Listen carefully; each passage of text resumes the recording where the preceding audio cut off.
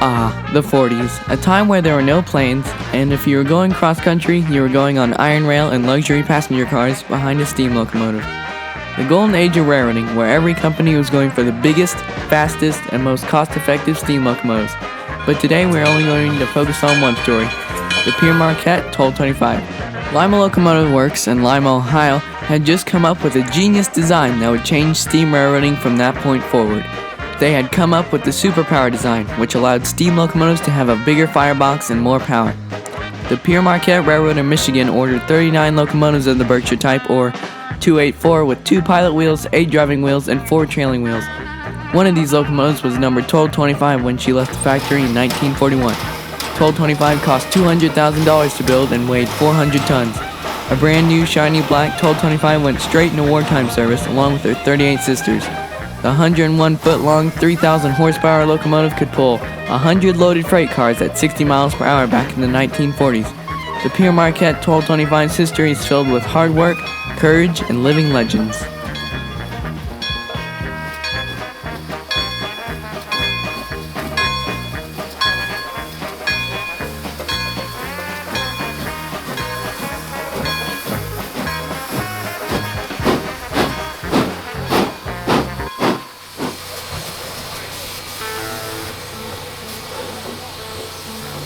The Berkshires had a good decade of service before the scrappers' torch would become their demise.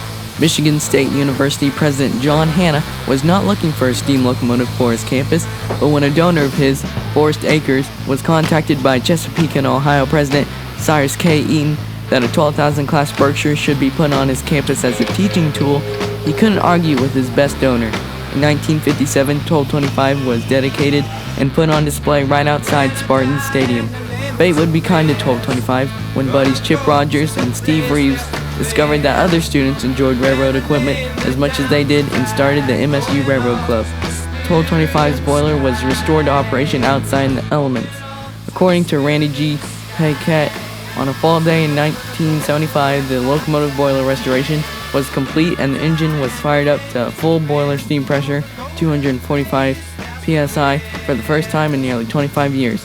When the whistle blew at about 8 a.m. on that sunny Sunday morning, both Chase Hall students and the university administration were awakened to the real possibility that the engine would someday again operate.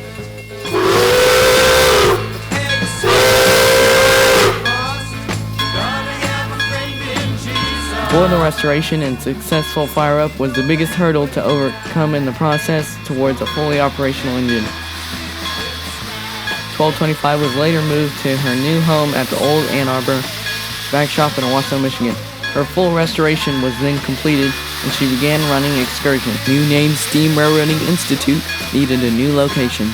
Randy G. Paquette also says, finally, a member secured a home in Owasso and the locomotive was towed to its current site.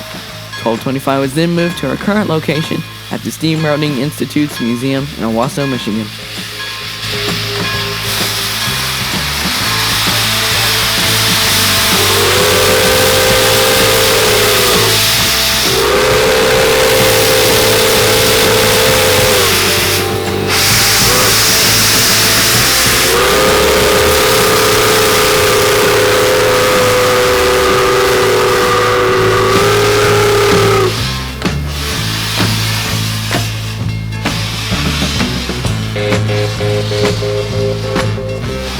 Never been a sinner, I never sinned.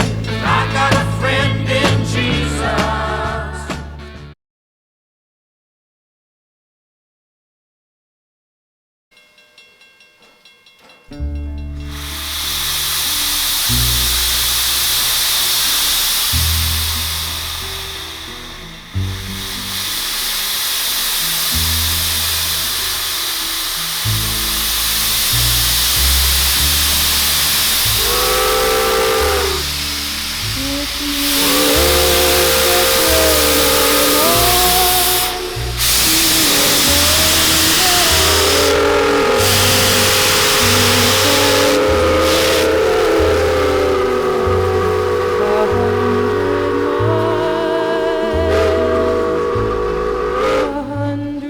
Toll 25 was the star of the Warner Brothers animation motion picture The Polar Express.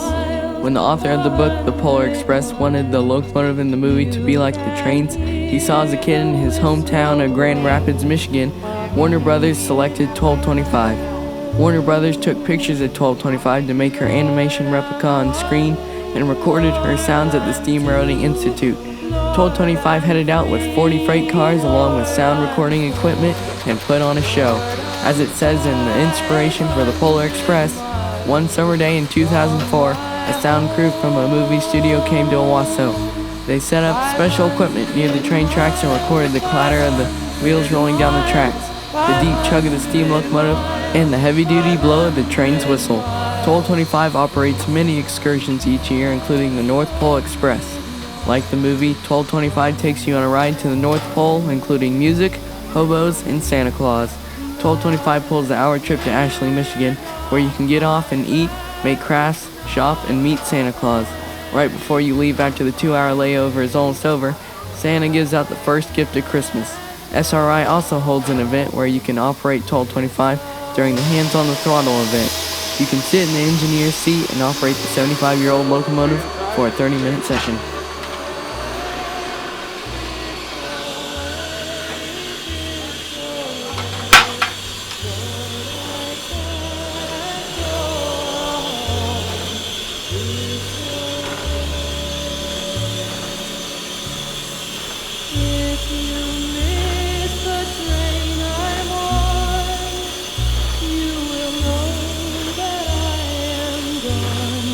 You can hear the 1225 is well maintained by SRI at their museum, which includes a roundhouse and turntable. Hard work, courage, and living legends is what keeps the fire of 1225 lit today. Just give him a little tour.